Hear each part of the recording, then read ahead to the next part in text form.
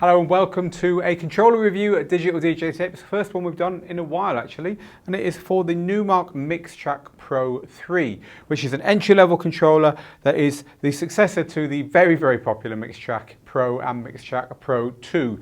This is wider and shallower, as is the current vogue. It looks very similar to the Numark NV with the screens taken off the back, to be quite honest, although the build quality isn't up to the standard of that mid-range controller. But that said, it does feel and look nice. It's ditched the very low profile jog wheels of the original, or rather the last Mixtrack Pro, the Mixtrack Pro 2, which I like because these jog wheels are more usable than that model. But it's also ditched the kind of clunky, grey, quite boring look of the original Mixtrack Pro. Again, a very popular controller. So it seems to be doing a lot of things right visually. When you take it out of the box and have a peek at the thing, you notice that it has got long pitch faders. It's got the nice jog wheels I mentioned about with visual feedback with LEDs around them. It's got the performance pads, which of course are very in vogue. And it's kind of got a look and feel of something a bit more expensive than it is. There's touch strips, there's filters per channel. And the crossfader even looks like it's removable at first, but we'll have another look at that in a second. Overall, a good looking controller. Let's take a little closer look at it and see how it performs.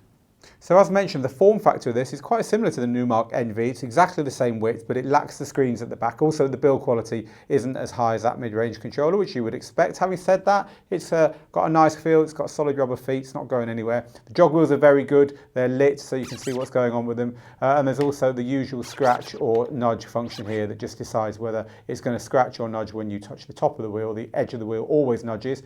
Really nice long throw pitch faders, as I mentioned. The crossfader's got this kind of line around it that makes it look like it's a replaceable crossfader, but it isn't at all. It's just there for show. However, one thing that it has got is these meters up the middle. They're only master, but having VU meters at all on a controller of this kind of level is quite a nice thing. Quite a lot of them don't bother with that, but I always like to see some kind of metering. The controls are a little bit cheaper than on other more expensive Numark controllers, but having said that, they're fine. The filters here, again, you're used to having a bigger filter knob there. You're going to think that's a little bit frugal, but having filters at all on a controller on this level is quite a good thing. The touch strips, they actually control the effects. So if you have an effect switched on here, the touch strip will turn the wet dry of that effect up and down. So it's just like a knob really, which is a bit gimmicky. If you hold down shift, the touch strip is a scrub through the track. So it's like picking the needle up and moving it through the track. But I would like to have seen at least an option for having that as the main use of the touch strip rather than a slightly gimmicky effects use. But only a small irk there.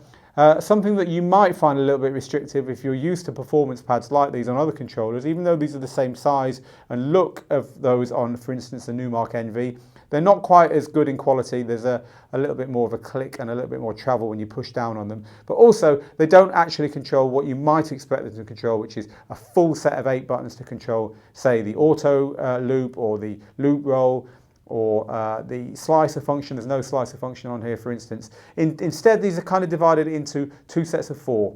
So the bottom set of 4 always control the cues, 4 cues, and that's it. So the top set of 4 have got lots of functions squashed into them, which does compromise a little bit how easy they are to use. So by holding down pad mode and pressing manual loop, for instance, you now have a very standard manual loop function. So when you're playing a tune, you can put an in point and an out point and turn the loop on and off. By holding down the in point or the out point and moving the jog wheel, you can adjust the in point and out point. It's nice to have manual looping on a controller of this level at least, because there's some controllers that are a lot more expensive that don't have it. Because you can set a loop on a track which is hard to mix with, adjust it so that it's a very uniform loop, and then mix something else in over the top of it. So as an advanced DJ tool, that's good to have. The problem I find with it is you can select auto loop by holding down pad mode and pressing auto loop. Now you have 1, 2, 4 and 8 beats to loop. But even if you have the full version of Serato, this only comes with Serato DJ Intro, so you'd need to invest in the full version. Even if you do that, you still only get 1 beat looping, 2 beat looping, 4 beat looping and 8 beat looping. There is this half and 2 times single button here. Pressing it once will halve the length of the current loop, or holding shift and pressing it will double the length of the current loop, but you need to be in manual loop mode in order to use that. So if you're using auto loop, there's no quick half or double function that you can access without pressing a whole load of key combinations.